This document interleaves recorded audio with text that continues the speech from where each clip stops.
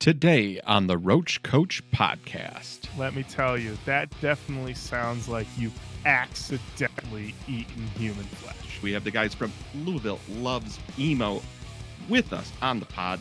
My Ticket Home is reuniting? Come on. What? This is the What? best news.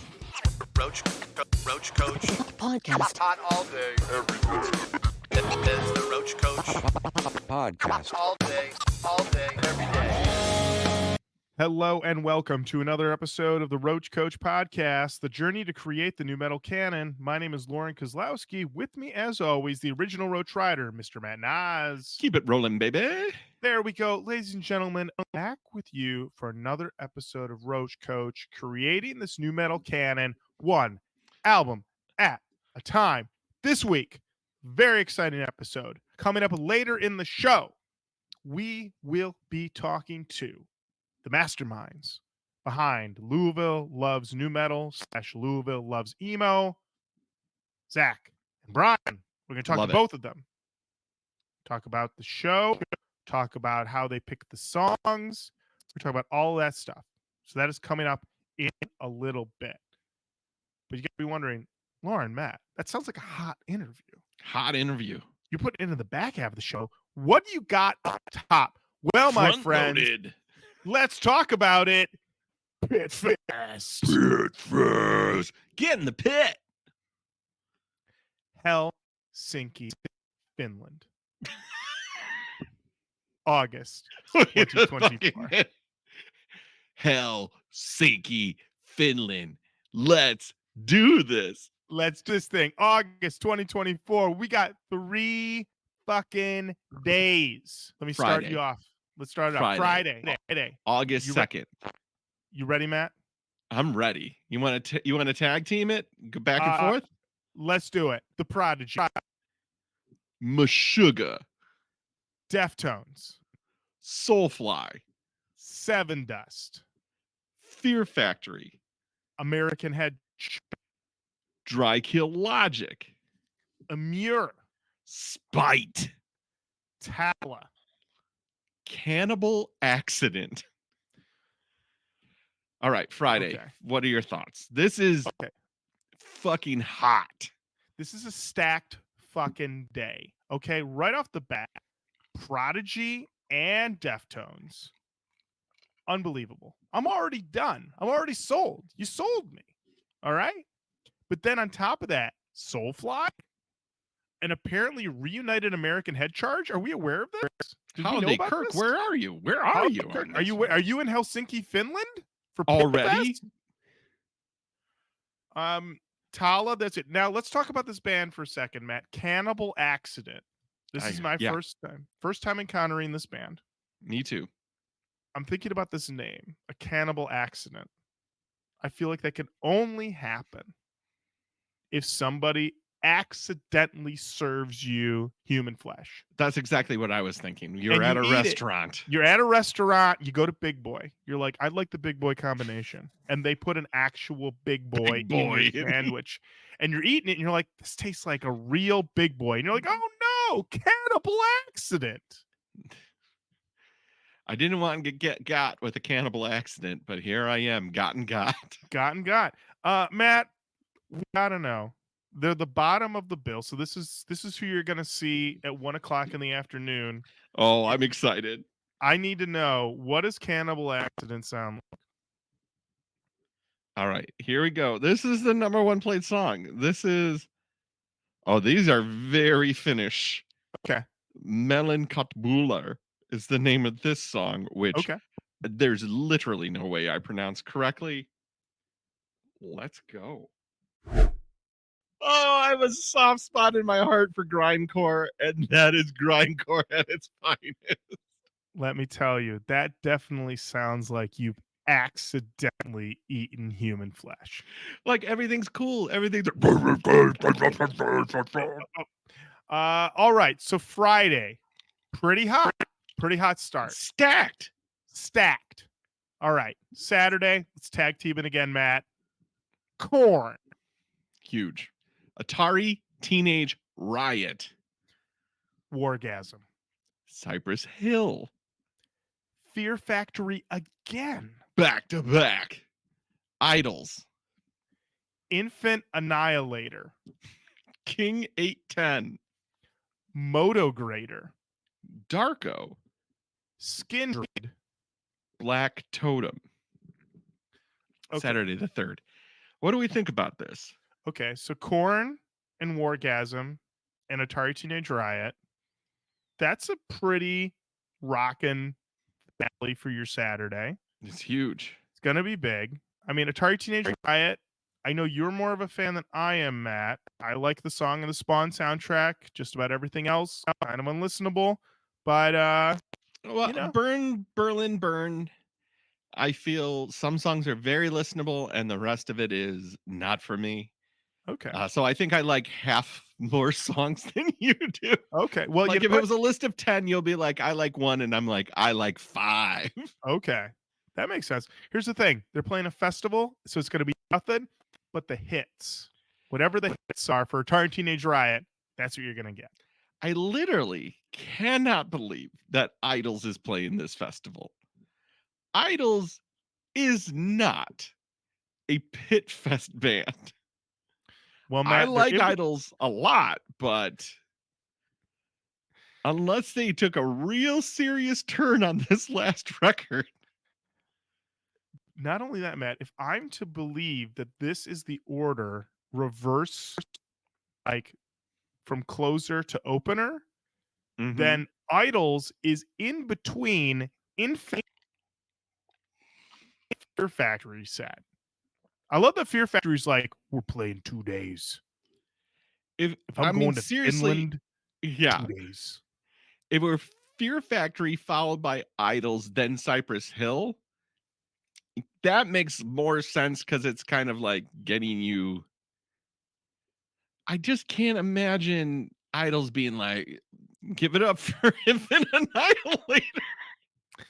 You know what? I need to know. Here- I have. Do you think? Oh, Do you think? here's a song about immigrants. I mean, Infant Annihilator. I got to imagine is probably more grindcore. If I had to guess.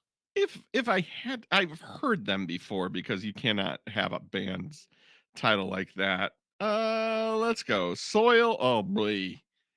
All of these titles are a little rough. Oh no. Let's go with Blasphemian.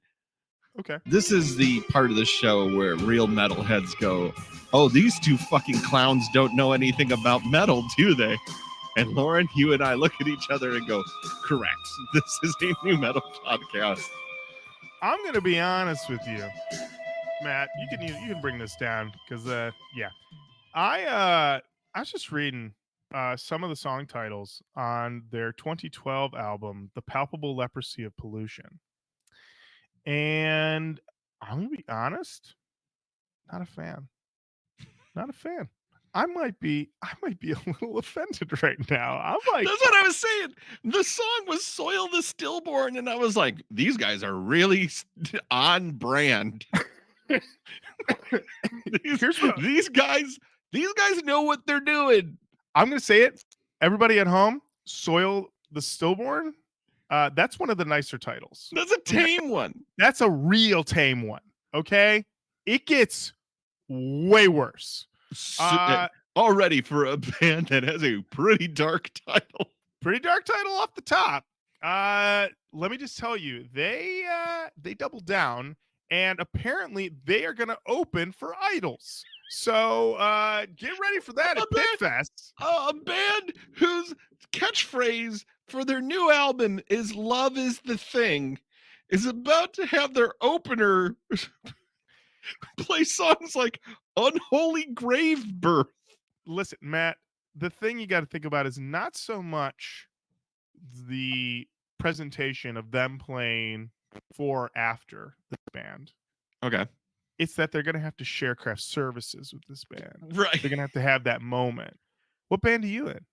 I'm in Idols. What band are you in? Oh, Infant Annihilator. Oh, yeah. I've heard you guys. I've You're heard from you guys the UK like us. You guys are pretty wild. Yeah, we get nuts. Can you hand me some of those Ritz crackers? Gonna just get those real quick. I All don't right. feel like we actually heard. We heard like them noodling. Let's see if we can get like to the middle of a song. Okay, so that's way more technical metal, deathcore, grindcore vocal. That is not my shit. That is somebody else's shit, and I will give it to you, and I will never disparage it. But I also won't come around when you're listening to it. Also, Matt, you kind of bearing the lead here. That also, That's My Shit is a respected song title by Infant Annihilator. Yeah. So we got 2 days down, and I know what you're saying, guys. All right, a lot to get into here. Infant Annihilator is going to be there. Fear Factory is playing 2 days for some reason, 2 fucking days, bro. but also Deftones, Korn. Okay, that's nice. Let's bring it home, Matt. Sunday the 4th.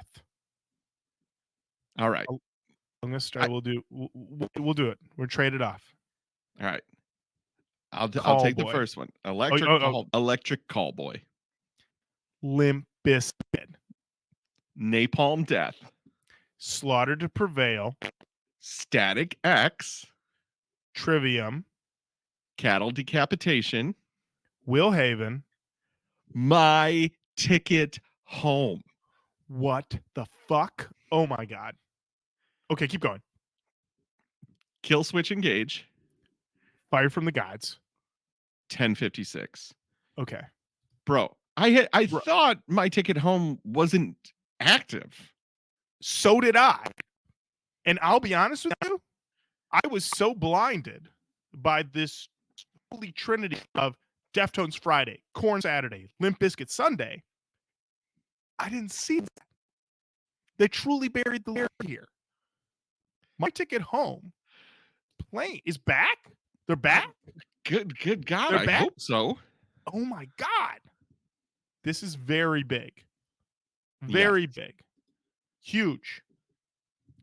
The idea that you can go to Helsinki, Finland in August of 2024 and over the course of 3 days see Deftones, Korn, Limp Bizkit, a reunited My Ticket Home, Fear Factory twice, Soulfly. Also, for some reason, Idols is there. What are they doing What there? is happening? PitFest? You fucking did it. You fucking did it, PitFest. Okay, so we're going to have to investigate this more because My Ticket Home, I can't believe these boys from Ohio are playing PitFest and then going, well, that was fun.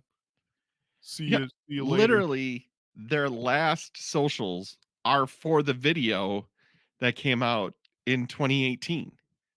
The Time Kills Everything official video. It's like truly like some of their last posts. Okay. We hopefully by the time this episode goes up, more has been revealed. But let me tell you, this is something. This is something. It's exciting. Very exciting. So, PitFest. Seeing those pits. Seeing those I pits. never heard Electric Callboy, or I did not recognize Electric Callboy. And I was like, how are they headlining over Limp Bizkit? And then I realized now this is Helsinki, Finland. And Matt. this band, have you heard this Electric Callboy? So actually, Amy played them for me like a couple of years ago. And they apparently changed their name from something else to become Electric Callboy. The song that I'm understanding is the one that everybody knows, and I believe also was recommended for you, Matt, Yes. in a DM, was the song Pump It. Yes. So I listened to this and I yep, they're right. It was Eskimo Callboy. And I can see why they changed that. I mean, this is like eating a bunch of candy. I really like it in that sense where it's just like, it's kind of ridiculous. It's over the top. It's a lot of fun. It's like why I like 100 Gex. It's like, this feels like it's going to be, I'm going to go to the arcade. They're going to have a Dance Dance Revolution machine on it. and Mhm. somebody's gonna do dances to this. Like the arrows are just gonna be flying up. Yeah. It is that where it's very much like this is super fun and we're in a crowd together. Mhm. But if Well, it's you know Well, I think also this type of brand of music also is much more popular in European countries because there is less of a taboo around that level of maximalism that in the United States we get a little embarrassed by it. It's like it's too much. We don't know right, what to do. We're not used to that many things being jammed together. I think one of the really good examples of this, and it really does lend itself to the European sensibility, is there's a electronic dance group, well, it's really just one guy called Bloody Beetroots. yes, Yes. yes, And the early Bloody Beetroots stuff is very much in the vein of like Bloghouse 2007 Justice stuff, semi-mobile disco. You can kind of run it all together. That Daft Punk Human After All stuff. It all runs in that same sort of filter disco type of sound. yes. But then subsequent albums, he's just like, what if I have this pounding drums, a choir, and Paul McCartney, and all these Right. sounds all on top of each other? And there was a review that this guy put out. I want to say it was Christopher Weingarten, the critic, and I think he said something to the effect of like, this is the case where a tremendous amount of talent was developed in someone with no taste. And I God. was like, you know what? I think he's not wrong. Because when I listened to not so much the first Bloody Beetroots record, Rama, which I think is pretty much super like fun. Yeah. it's a pretty killer record, but it's also still once again in that Justice zone. Yep. Familiar with Justice. But the second record and the records after that one, the second Bloody Beetroots record, Hide, I'm pretty sure that is like no one told him no. He could do whatever he wanted. And it's really windows to wall insanity on that record. Like, put it on and you'll know. You'll know like pretty fast if you can hang or not. It can be tough. It can be pretty wild. But there's a song in there called Reactivated that's a true fucking banger. But even that one, he's like, what if I take it to the red and live in the red? Oh And wow. like, well, it might be too much. So Electric Callboy in a bit of the similar vein. PitFest 2024, Helsinki, Finland. 3 days of what I can guarantee will be insane. It looks Yes. like history in the making. We'll put it out there right now. Okay? It looks like pure madness. Pure madness. Plus Friday, Deftones. Saturday, Korn. Sunday, Limp Bizkit. Also, my ticket home back. What? I Wow. love it. Oh my gosh, Matt. Okay. Next up, we got DM. We did. We got a DM. And it's from one of the boys in Nu-Metal band. And he said, "Hey there, I'm a longtime fan of the show and also in the band, that Nu-Metal band. Oh We're wow. a cover band that plays all of your favorite Nu-Metal tracks from Linkin Park to Korn and Limp Bizkit. We just our first original song called The Lion. Hope you'd be interested in checking it out, buddy. That shit out right now." I found it. I got it. It's explicit. I'm happy.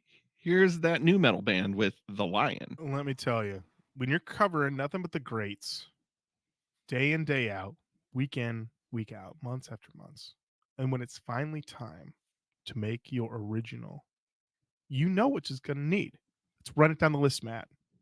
We're covering all our bases. Chug. Scratches. Wheedly guitar. A Chester Bennington-esque vocal. Rapping. Come on. Oh. And lyrics about like, hey, no. What? I'm taking this. I'm sick of your shit. Come on. Come on. What are we doing here?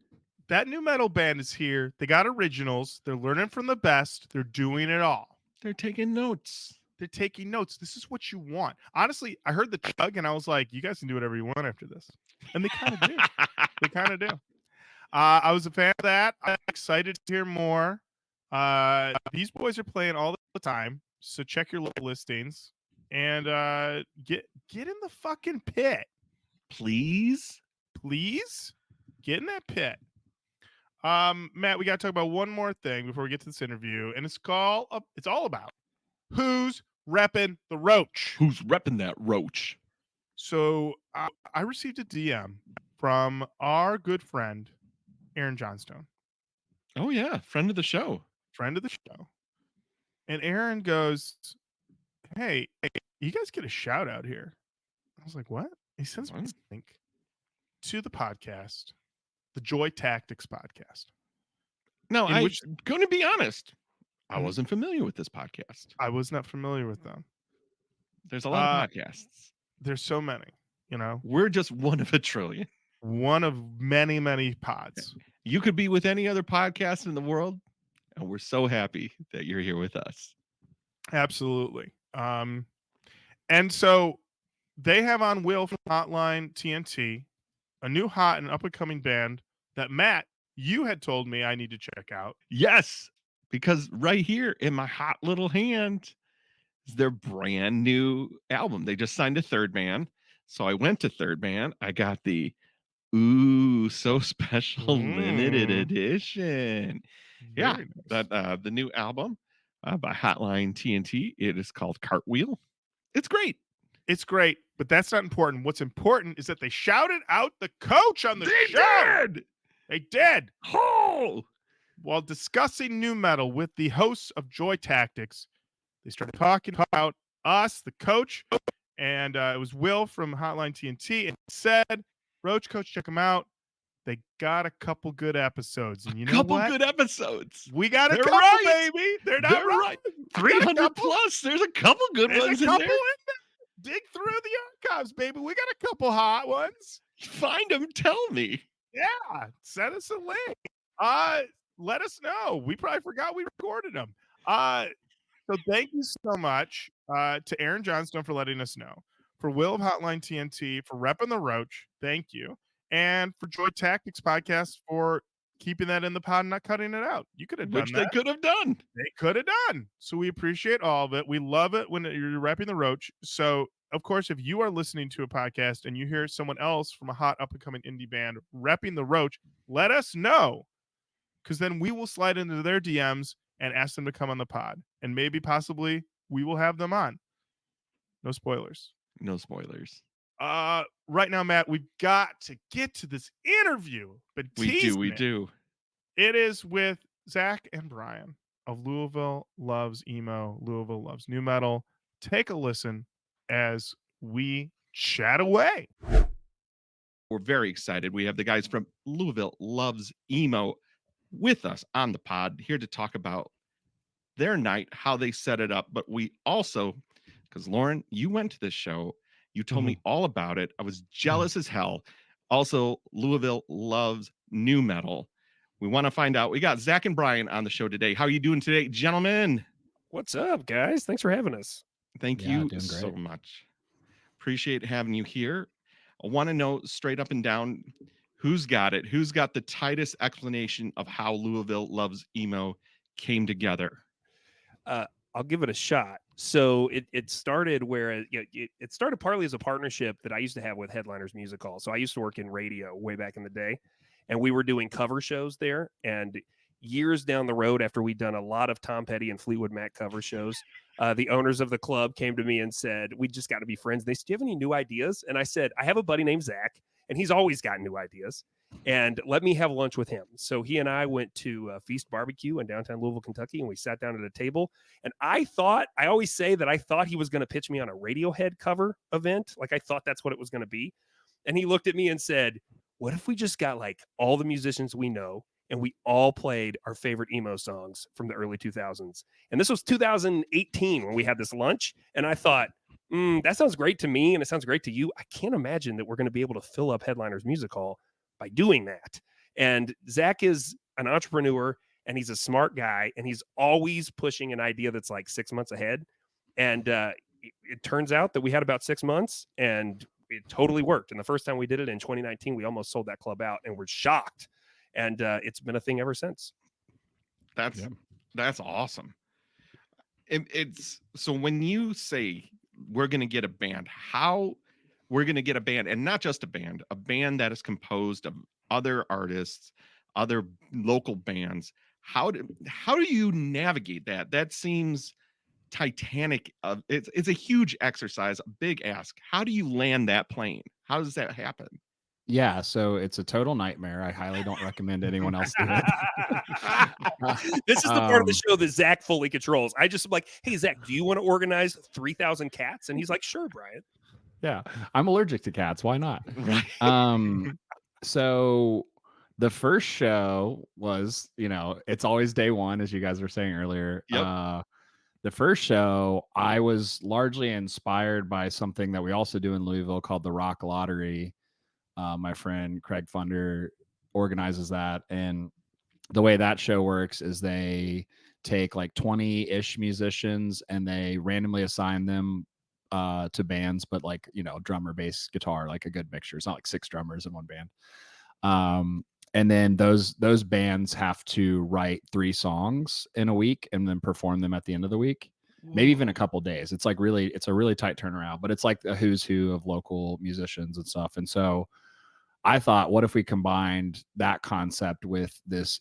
There have been a lot of emo nights that have been happening kind of around the country. And we have a friend, Duncan, who does the DJ version of that, but they're all DJ events. And I was like, Right. I want to mash those two things together. I want to have the emo songs, but actually play them on instruments, like the way all the shows I went to, like have the energy of that. But I like this kind of rock lottery idea. What if we just had a hodgepodge of people? And so that first show, I just recruited everyone as individuals and then was like, okay, we have 4 drummers. We have like 5 or 6 bassists. We have like 27 guitarists or something. We have like 96 vocalists. I don't know what we were thinking, but yeah. And so it was the way we basically structured it was each set was a drummer because like they're the worst people to swap in and out for a variety of reasons. Right. But we were swapping, song to song. You might swap 2 guitars, but not the bass. And the next song, the bassist and the vocalist would go off. And I mean, it was total chaos. But it was so novel to everyone involved, both participating and watching, that like it didn't feel as awful as it like kind of objectively was. It felt like a house party. Like if you, Yeah. that was sort of the attitude that we took after a while. Was like, and if you've been to one of our shows, Lord, so I host because that's my background, and so I just turned it into like, hey, we're just here to hang out and party and have fun, and oh look, the band's going back on. And so we got through the first one that way. And then once we realized we had something that might be successful, we sat down and said, okay, crap, if we're going to do this again, how do we make it tighter? And that's where Zach's background in music and being a touring musician for years and years, he had a lot of ideas to make it run a little more smooth. That's amazing. The first question that comes to my mind now is you have a show December 2nd. So how far do you back up the timeline to make sure that you've got everything set? Because I'm a planner too. Like I've put on quite a few shows around here, and it's always like, okay, 6 weeks before we need this done, 4 weeks, we need 2 weeks. How do you nail that in? Yeah. So I think the first time we did it, I'd have to double check, but I think we had like 4 to 6 months. Like we had a decent amount of time to organize it. And then we did it and it went so well. We were like, we should do another one in like 6 months. So we did one in February and one in October. And then that felt like a little tight. We were like, okay, maybe that's too much. But we'll do another one next year. And then COVID hit. So we had to take a year off. Right. Because those were both in 2019. Now we do the emo show once a year. But this year we kind of air quotes screwed up and we did the Nu-Metal show 3 months like before the emo show, or 4 months before the emo show. And so that took 3 or 4 months to prepare. And then it was literally like the day after, we're all the Sunday scaries is what my friends call it, where we're all like, what have we done? We have to go back to work tomorrow morning, and not like our day jobs, like on the show. Have to like put another show on in 15 weeks. I think there was a text that went out Sunday morning that said, holy shit, 15 weeks. Yeah. And part of that is, as you guys probably know, like we've primarily only worked with headliners up until this point. And so they're like the premier mid-size kind of club in town. And so you got to book you got to get the dates you can get. If you want a Friday or Saturday, you have to be at least 3 months, if not like 6 months out. So Right. Brian's texting the club in February being like, what are our December options? Luckily we've kind of cemented the first weekend in December. We kind of like own that slot, or at least That's first nice. right of refusal right now. But the August Nu-Metal show was like a new like kink in the works that we threw. So yeah. So what made you obviously we're a Nu-Metal show, we love Nu-Metal here. What was the impetus that kind of pushed you in the Nu-Metal direction? So this is really funny because again, I'm going to point to Zack and him being able to sort of anticipate trends. So his background is, he was working with Chia before people knew what that was. Like that's literally a thing he did in college. And so that applies even to his artistic endeavors. So when he pitched the emo thing, it was a little bit before the full on emo craze that we have now. And I honestly didn't think it would work. I joke that if somebody said, now, do you want to do an emo night? Like every club in America is doing an emo night. There's like every bar in Louisville does emo now at like at least once a month. Yeah. And we were on the very, very front end of that. So about a year and a half or 2 years, like maybe near the end of COVID, Zach's like, we should do a Nu-Metal night. And I'm like, bro, that's not going to work. And so we even made a playlist. We looked at it. We sort of charted it out. And then we decided in 2022, we were like, I think maybe we'll do it in 22. And then it got down to crunch time and we decided to stick with emo. We'll just do emo in December. Yeah. And I remember it was actually almost a year to the day ago, in November 22, right before Thanksgiving. I was driving to Indianapolis and he calls me and he goes, have you seen Sick New World? And I was like, what do you mean Sick New World? And he goes, they just like the When We Were Young Fest, they're doing one with Nu-Metal. He goes, this is our moment. We should do it next year. And I said, okay, I'm in. I said, you called it last time. I'm going to trust you this time. And he was right. That's awesome. Do you have a kinship to Nu-Metal? Because, talking about awesome. I want to hear about it. Like, who are you guys? What do we like? So, age wise, so I think we're all relatively the same age. So I'm 38. I think Brian, you're like 41. Yeah, 40. His younger brother was my drummer, so that's how we know each other. And we were in an emo band together, his brother and I. But I came of age when punk was a thing and the Nu-Metal was a thing. And so the thing I like to joke about with a lot of my friends is I'll dress up for the emo nights and I'll have like the nail polish and the eyeliner and the swoopy hair and all that stuff. And a lot of my like adult friends are like, oh, it's so cool to see you back in your emo days. And I was like, oh, I never looked like this when I was younger. Like I was in an emo band for 5 years, but I just looked like a frat bro the whole time. And I was like, but I had the chain wallet, the spiky blonde hair, the Jinkos, the etnies. Like I was a fucking Nu-Metal kid. Like I was like, I love that shit. Like $3 Bill Y'all was the first like proper Nu-Metal album I had. But I remember listening to my friend Ben, who taught me how to play guitar when he was in 5th grade, and I was also in 5th grade, which is kind of bizarre. His sister's boyfriend had a cassette tape, and we had because it was a cassette, we had no idea what was on it. It was just a mixtape.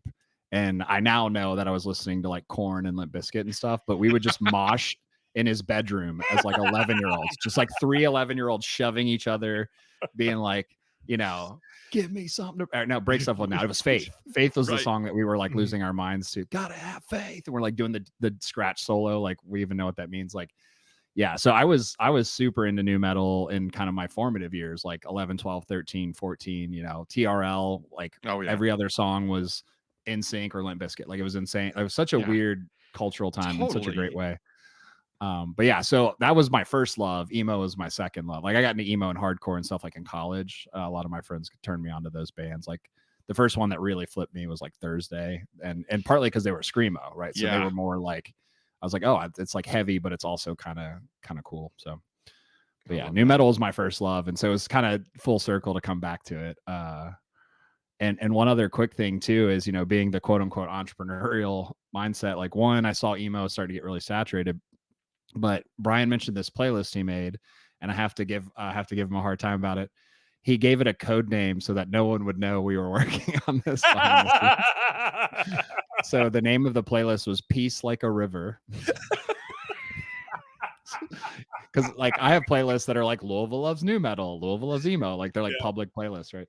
So that was our incognito playlist that we'd shared. We literally, I mean, we could go and look at the date, but that predated us actually doing Louisville Loves Nu-Metal by maybe like a year and a half. Like it was around way before that we actually pulled it off, because we were talking about this for so long. And my relationship with Nu-Metal is partly age. Like I try to explain, because he mentioned my younger brother. My younger brother came to the Nu-Metal show, and he's worked on the emo shows with us, but he doesn't really connect with Nu-Metal at all because he's 6 years younger than me. Yeah. And so he came to the show and claims, which I think is not true, but he claims he didn't know any of the songs that we did at the Louisville Loves Nu-Metal show, just partly because of age. Because if you just didn't go backwards at all, you wouldn't have known those songs. But because I was squarely in that period in the early 2000s, especially, I mean, you couldn't get away from it. And I remember like my main memory of like really being in the thick of it is being at a party in high school. And this is very, very much a specific moment in musical history where a guy's like, hey, I downloaded what I think is the new Stained song. And we drove away from the party and into a cul-de-sac. And like, we're just three straight dudes listening to Epiphany and like trying not to cry. That's amazing. I came to it late. I'm older than everybody here. I'm 46. And so when it hit 99, like where it really was just like everywhere, that was almost like my senior year of college. So I was still watching TRL and everything like that, but I was chip on my shoulder thinking I knew everything good and that Nu-Metal sucked. And then Lorin and Jenny, the former co-host of the show, were like, we're going to do this show about Nu-Metal. I'm like, great, I'll just engineer it. And here I am 7 years later being like, that first Limp Bizkit record is underrated. That was the long con, Matt. This was a very long con for me to say I liked Nu-Metal. Well, and what's funny is that kind of brings that to that playlist, because one of the things we do, like the analytical side of me, is we all have emotional blind spots, and we talk about this a lot in the show, where like perfect example is Brian and I really wanted to play a Piebald song at Louisville Loves Emo, so we did, and no one gave a fuck except for like the 5 people, actually not even all the people playing it.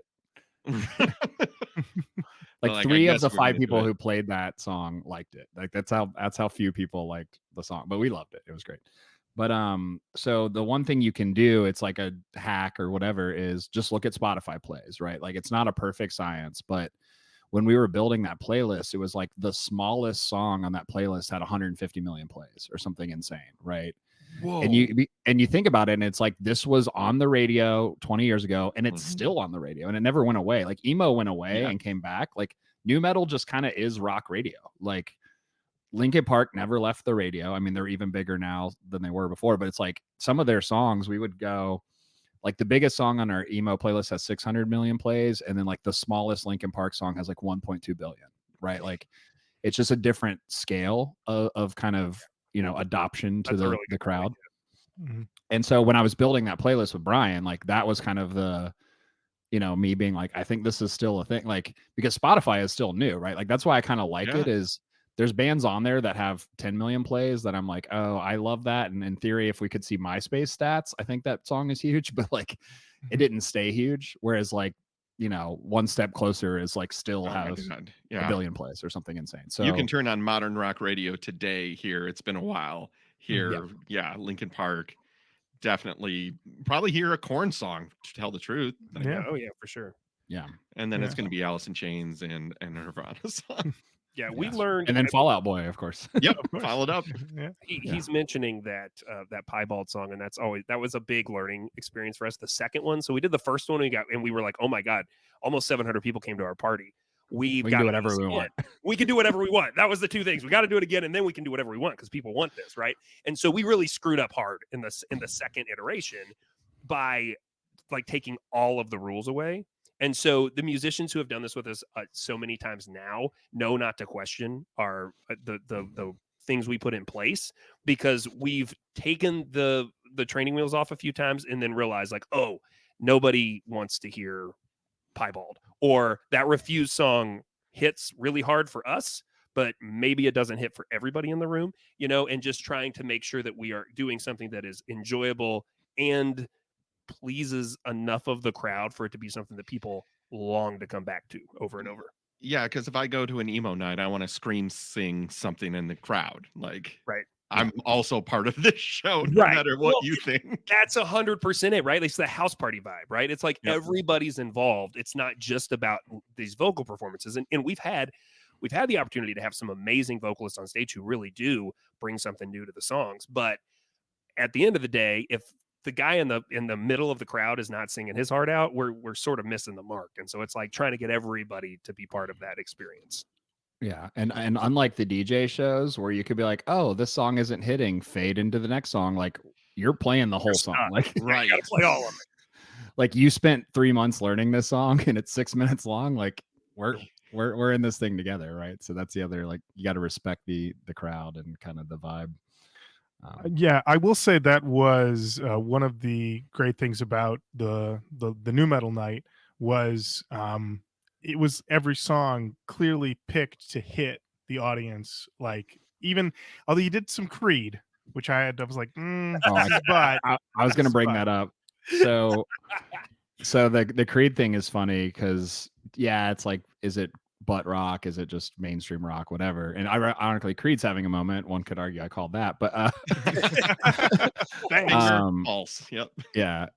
And that first Creed album slaps, and anyone who says it doesn't is lying. But no, I think so. The funny thing was we were doing song selection and we talked, we went some deeper cuts, but again, like a deep nu metal cut, still relatively like big, like Mudvayne or something like that. Yeah. But and I made a comment where I was like, we typically do acoustic sets between the bands, so that's like another part of our shtick is, we have like a DJ opener, and then they also do filler if there's ever any issues, and then we have full bands and acoustic sets, and that's kind of like a mixture. And I made a comment where I was like, I think it would be hard to like pull off a Creed or Nickelback song unless we did it acoustic as a sing along, because that's even more of a sing along when it's acoustic, because like it's, if you don't sing along, it's awful. Like it's right.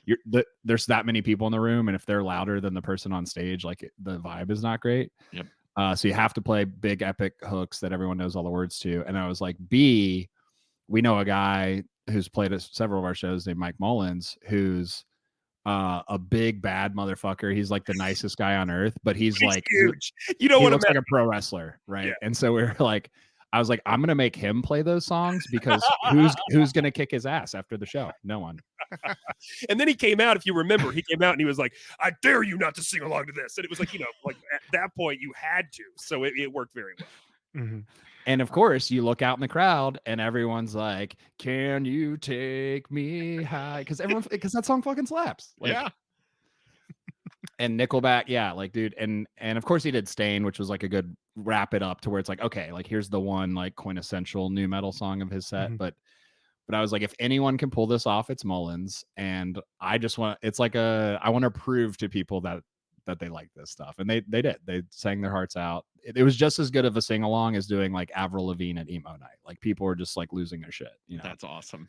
So it was a real motherfucking deal, y'all. It was. It really was. Yeah, I have to say that the thing, and this is a very old guy feeling on it. But I just want to tell you, commend you on the fact that you guys were like, starts at 8, ends at 11. And it fucking That's all did. me, dude. That's all me. So Zach, this is Zach and I's biggest fight, is how much music we cram into the evening. And again, we learned at number 2. And number 2, I think we tried to do 672 songs. And one of the things we planned was the Black Parade. So the big finale was going to be, we are going to do MCR's Black Parade. We went as an encore, and I hate encores, and it was my idea, so I don't know what I was thinking, but we drove and met a guy like in a random parking lot to get a walking bass drum, or you know what I mean, like a walking marching. We had like marching drums, and we got all this gear and we got all these people. And by the time we got on stage to do that thing, it was like 12:45, and there were 70 people left in the club, and it was the most defeating thing. And I was like, never again. This show has got to end at like 11:15. Yeah. And it's been really successful because we leave people like feeling like, very, you didn't do this, you didn't do that. I want to come back. They got to do that one. I want to come back. Leave them wanting more. Yeah. I will say the pictures turned out sick though. Yeah, the pictures were cool. We just photoshopped more people into the the club. We had the outfits. We had we had the whole 9 yards. But yeah, we definitely epaulets everywhere. There were more people in the Black Parade than watching. I love it. Yeah. So with obviously you've got your set list set for Louisville Loves Emo. Do you have a set date for the next Nu-Metal night? No, not No. yet. But we're definitely doing it. We're 100% committed to it. It went better than we thought it would too. We were a little nervous just because, you know, anytime you do something new, but we had a really good turnout. And obviously the club wanted us to do it again. I think this may be a little too much inside baseball, but I think they made more money at the bar from that show than they do from the emo shows, even though we tend to have more people at the emo shows. Like, I guess the Nu-Metal crowd just $20 shots of Jaeger or something. I don't know what they were doing. Four Loco, like, just win or lose, Nu-Metal booze. It was well, and we thought there would be some crossover because, like, I'm a crossover, right? Like, I love emo, and I also have a spot for Nu-Metal. Same thing with Zach, sort of in the opposite direction. So we thought, oh, we'll see a lot of the same people, and we hope we don't cannibalize our nights. And I mean, I guess we'll really see on December 2nd, but for the most part, anecdotally, everything that I could tell that night, that was brand new people. We did not see very many familiar faces. Yeah, which is great. Yeah. I think ultimately there's definitely a slightly older demo that you're going to get with the Nu-Metal. And when you listed it as an all ages, I was like, there's going to be people bringing their kids, and which was a ton of kids there. It was super fun. There were so many kids, spiky hair, like mom, dad, and the two kids, all with like full mohawks and stuff. It was great. Yeah, but I mean, I honestly, as I was telling Matt and Ashley had pointed out that came with me, it was like the vibes were immaculate. You know, it was just a good time, like in there. And I mean, I got to tell you, I didn't know what sort of turnout it was going to be, because I mean, with this show, it's always blowing our minds when people reach out to us about how much they love Nu-Metal. And I remember pulling up and like line out the door, cars down the street. I'm like texting Matt, Nu-Metal's back, baby. Is back. Yeah, we've been, I think one of our biggest things with Zach and I for doing this, like, when you do this and all of a sudden it's a thing you were going to do once and you're 5 or 6 years in and you're still doing it, and you're looking at each other going, why are we doing this? And I think, we reevaluate it after every show, and it's really about doing something special for music fans and doing something special for musicians. And one of the fun sort of things for guys that play music at all in any capacity, so many of these people have been trying to make it as musicians and going out on the road and touring at different points in their lives and playing for 20 people, playing for 50 people. And the fact that we can sort of hack the code and put 500 to 700 people in a club and let you go on stage and feel that energy, it's a really special thing, and the musicians love it. And so the vibes are important. The fact that it's a positive and fun reinforcement of how special music is to people, regardless of the genre. I mean, that's the thing. We're always looking at, like, what else does Louisville love? Like, what is after Nu-Metal? I mean, because these things are all cyclical, but we want to make sure that ultimately it's about musicians and music fans coming together, and the vibes are great. That's awesome. So we thank you guys so much for taking the time to talk to us. Obviously, December 2nd, Louisville Loves Emo is going to be happening. Louisville Loves Nu-Metal 2 coming soon. I'm going to have to travel. You're going to have to give me a lot of heads up. We also have up. one other plug. Oh. Louisville Loves Ska. No, I'm just kidding. Or am I? Or am I? Ooh. You never know. I used to joke about Nu-Metal on stage at Emo, and then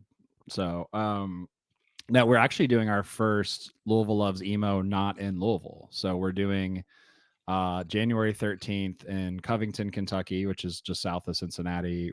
We're playing at Madison live. So that'll be an interesting experiment, right? We expanded the brand to Nu-Metal kind of horizontally. Now we're trying to go literally vertically, like north, and see if we can get another market to care. And there was a lot of debate about whether or not we'd even call it Louisville Loves Nu-Metal, or excuse me, Emo, or if we'd call it Cincy Loves Emo or whatever. We decided to keep the name and the brand and all that, but that'll be an interesting thing. And I also want to plug that because it's in a month, and hopefully our turnout for that is great, because we have no idea. It'll be our first time doing it up there. So, well, I can say that the show is run great. It's a great time. You get great musicians to play. Everybody is passionate. I've been talking about that guy who did Twist forever. That guy, Blake, just incredible work all around. Having a chainsaw out for break stuff. Oh, He's- did he call you before we recorded and said to bring up the chainsaw? Is he No. paying you? No, So I this was one of the great Zack and Brian confrontations. I tried to ixnay the chainsaw like over and over and over, and I got it down from a real active chainsaw just like spraying sparks on stage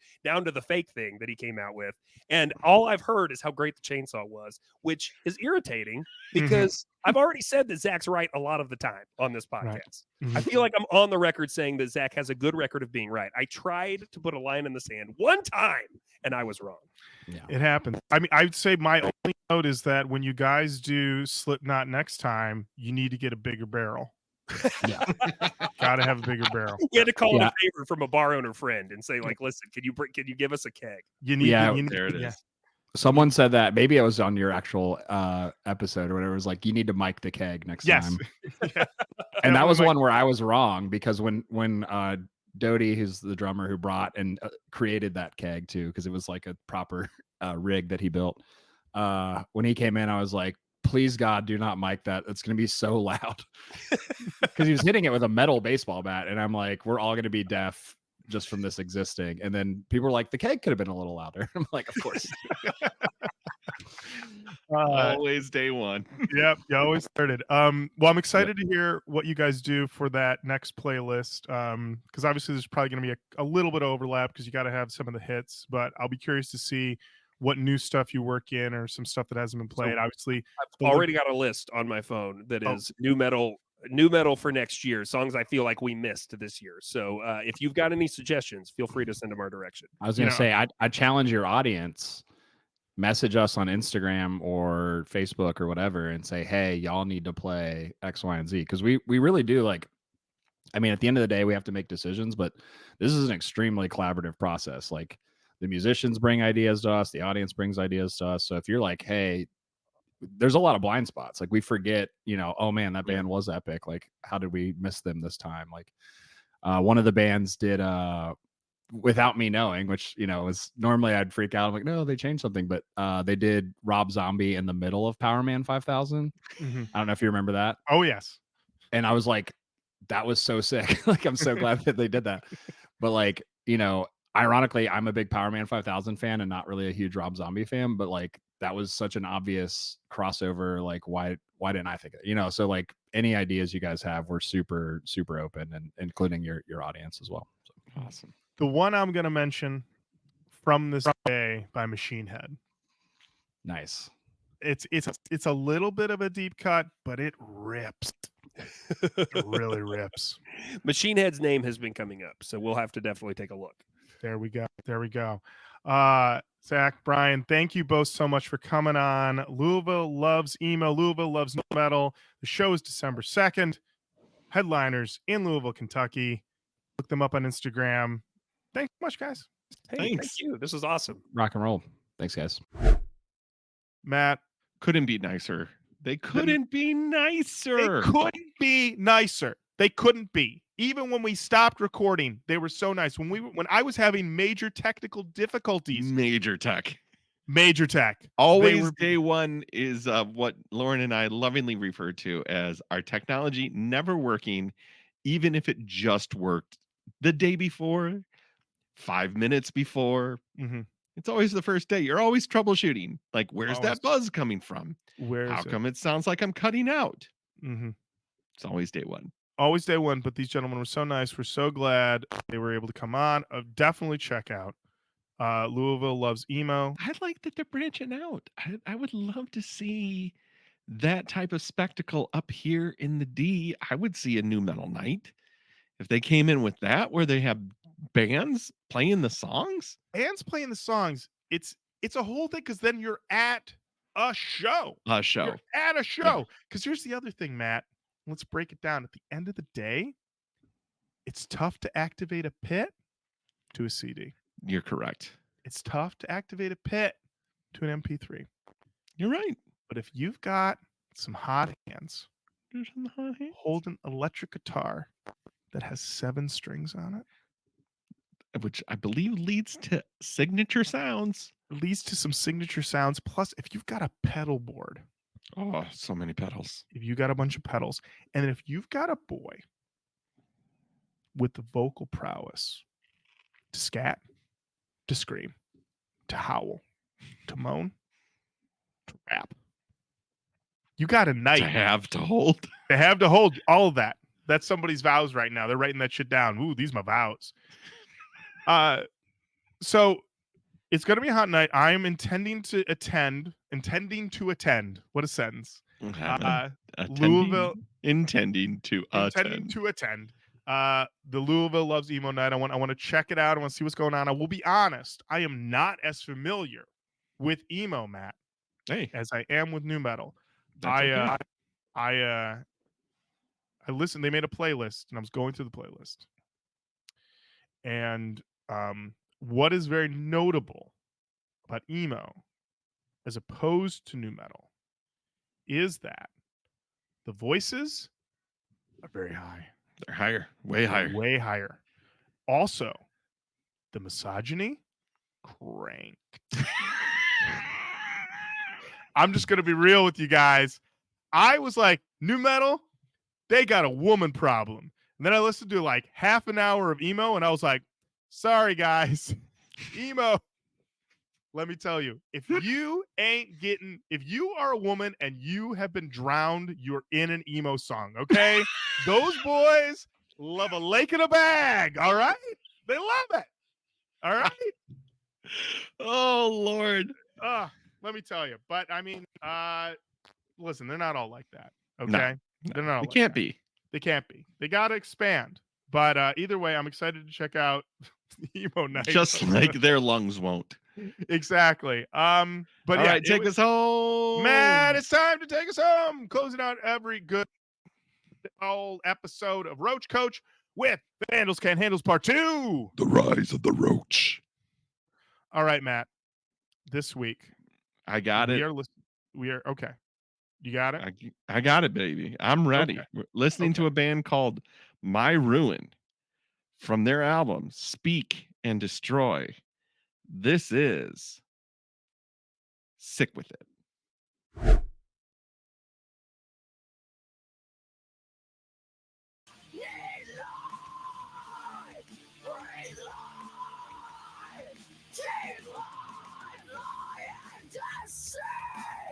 With no emotion, false promises, loss of emotion. All right. Vandals. Can handles. So My Matt, Ruin. So Matt, I don't know if you know this, but Yeah, bud. My Ruin is the follow-up band to Terra Satana. I did not know that. That is Terry on vocals. This band is a duo with her and her husband, Mick Murphy. According to Wikipedia, they existed from 1999 to 2014. They're currently on hiatus. They are, according to Wikipedia, a DIY band who have control over every aspect of their output. Their records include The Brutal Language, Throat Full of Heart, and the live album Alive on the Other Side. And I would say it's been a long time since we've done the Terra Satana record, which we did not enjoy. No. This felt better. She's definitely screaming. She's definitely going for it. Definitely. I'm not sure I want to hear more, but it wasn't too bad. How did you feel? Yeah, I definitely I honestly felt a little hardcore to me, like very kind of more in that hardcore edge, but I didn't have a strong opinion of it. I certainly liked how aggressive it was. It is certainly aggressive. You're absolutely right, Matt. According to Wikipedia, their overall genre tags are alternative metal and nu-metal. Let me check and see what the tags are for the album Speak and Destroy. Straight up nu-metal. Yep. And this record, Matt, August 23rd, 1999. Thick of it. That's the thick of it, baby. That's the thick of it. And Wow. and you know what this album has on it, Matt? What's that, buddy? It's got a cover. It's got a cover. It's pretty fucking nu-metal. Yeah. What that cover is, Matt? Tainted Love. That's amazing. That's amazing. So we might have to dip back. We might have to dip back in, see what Terry P's up to. You know what? Listen, making nu metal with your significant other, It's pretty nu metal. I don't think we see it too often. No, definitely don't. Definitely do not. I don't see, I'm trying to think of somebody's famous wife or husband getting dragged into something. I can't. I don't have it. I don't think it happens. I don't think it happens. All right. Well, Eric Vandal, you did it again. You hit us with another one. You wowed us. Another one. Another one. And that does bring us to the end of another episode of Roach Koach. Thank you so much for listening. Keep on saying hello to us online. Facebook, Twitter, Instagram, YouTube, TikTok. We're on all of them. Patreon.com/Roach Koach Podcast. Get on over there. You know what? I'm just going to say it, Matt. New shit coming 2024. Get ready. Get ready. Get ready on that Patreon. It's happening. Definitely go and check out Louisville Loves Emo on Instagram. Follow them. Find out about their shows. Find out about everything they're doing. And definitely, if you're in the Louisville area, head on over December 2nd. Get your ass over there. Get in the pet. Get your ass over there. Just get your ass over there. And also, Matt, My Ticket Home is reuniting? Come on. What? This is the What? best news. This is the best news ever. This is nuts. All right. Until next time, Matt, thank you. Lorin, thank you. Roach Riders Indigo Angels. Thank you. Okay. All righty. Bye. Roach Koach Podcast. on all day, every day. This is the Roach Koach Podcast. all day, every day.